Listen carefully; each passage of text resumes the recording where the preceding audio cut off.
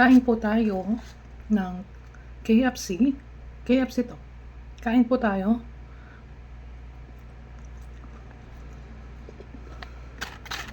Binili ko to sa KFC kanina.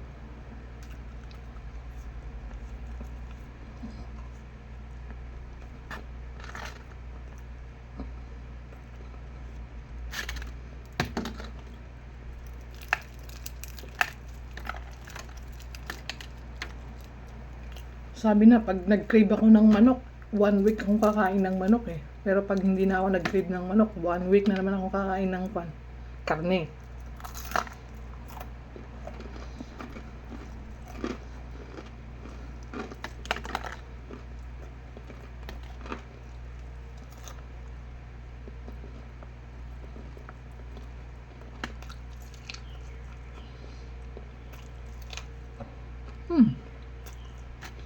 Sarap.